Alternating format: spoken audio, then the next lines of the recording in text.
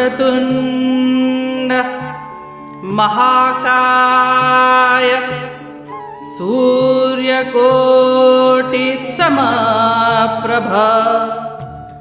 निर्विघ्नं कुरु मे देव सर्वकार्येषु सर्वदा।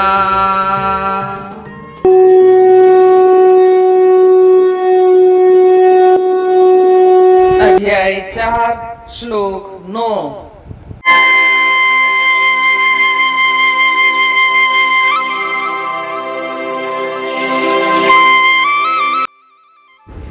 जन्म कर्म च मे दिव्यम एवं यो वेत्ति तत्वतः त्यक्त्वा देहं पुनः जन्म नैति माम एति सो अर्जुन।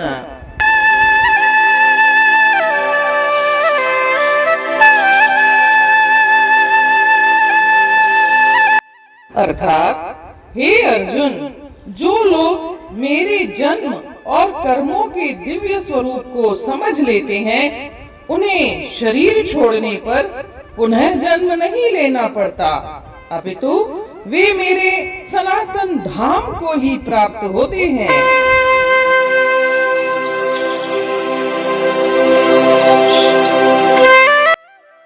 इस श्लोक में श्री भगवान कह रहे हैं कि जो मनुष्य उनके दिव्य जन्म और कर्म के मूल सिद्धांत को जानता है, वही मेरे सनातन धाम को प्राप्त होता है, उसे पुनर्जन्म नहीं लेना पड़ता है। हाँ, भगवान ने यह कहा है कि जो मेरे दिव्य स्वरूप को जानता है। दिव्य स्वरूप का मतलब क्या?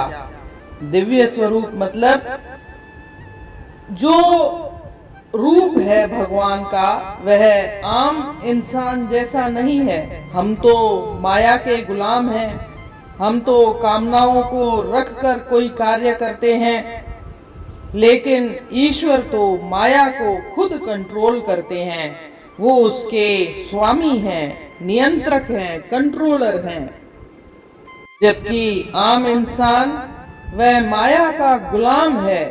इसीलिए यही ईश्वर का दिव्य स्वरूप है, और जो दिव्य स्वरूप को जान लेता है, वह ईश्वर के सनातन धाम को प्राप्त करता है। उसे पुनर्जन्म नहीं लेना पड़ता है। पुनर्जन्म नहीं लेने का मतलब यह नहीं है कि वह शून्यता को प्राप्त करेगा, बल्कि पुनर्जन्म नहीं लेने का मतलब है कंप्लीटनेस, पूर्णता। अब वह पूर्ण हो गया, उसका चक्र पूर्ण हो गया, और यह एक सकारात्मक स्थिति है, नकारात्मक स्थिति नहीं है। जो मेरे दिव्य स्वरूप को जान लेता है, यह जानना मन, बुद्धि, इंद्रियों से संभव नहीं है, बल्कि यह तो महसूस करने वाली स्थिति है, अनुभव करने वाली स्थिति है, जिसे कोई शब्दों में बयान नहीं कर सकता। हालांकि ईश्वर को जानना उतना आसान भी नहीं है।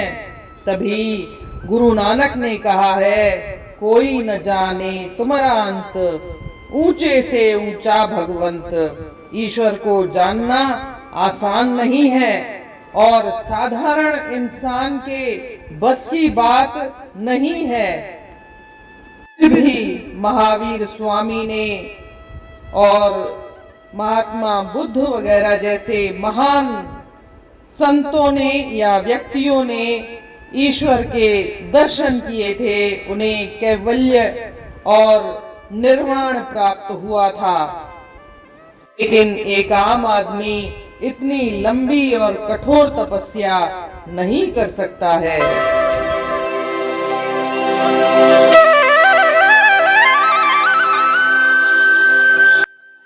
Those who understand the divine nature of my birth and activities, O Arjun, upon leaving the body, do not have to take birth again, but come to my eternal abode.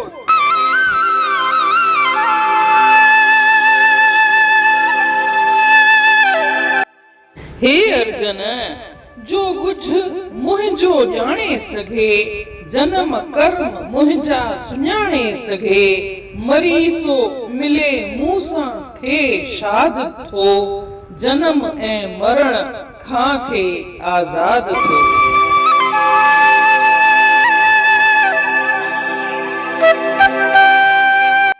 हिन श्लोक में श्री भगवान ॿुधाइनि था, चवनि था त हे अर्जुन, जेको मुंहिंजे जन्म ऐं कर्म जे दिव्य रूप खे समझी थो वठे, उनखे वरी जन्म कोन थो वठणो पवे ऐं उहे मुंहिंजो सिधो सनातन धाम में अची पहुचनि था।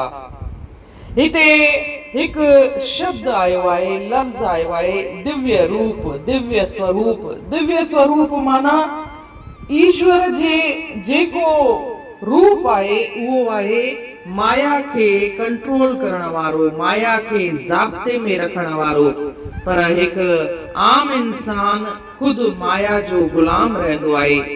इन करे ईश्वर जा जेके बि कर्म आहिनि उहे निष्काम कर्म आहिनि, पर पाण आम इंसान सकाम कर्म कंदो आहे। त इहो ईश्वर जो रूप जेको ॼाणे थो वठे, उहो जन्म मरण जे चक्कर खां उनखे मुक्ति थी मिले।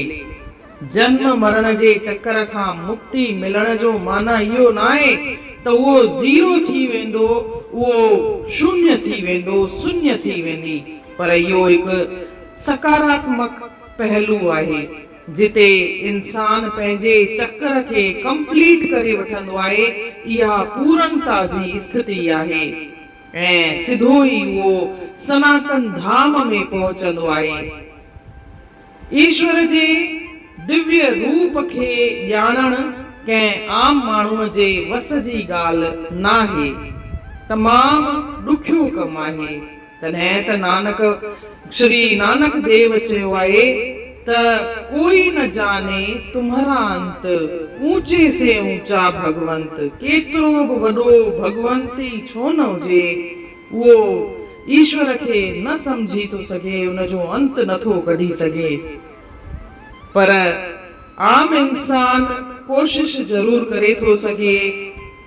असांजे जेको पढ़ियो आहे त महावीर स्वामी पैदा थिया या महात्मा बुद्ध जहिड़ा महान माण्हू पैदा थिया जिन ईश्वर खे ॼातो, सुञातो ऐं संदेश ॾिनो।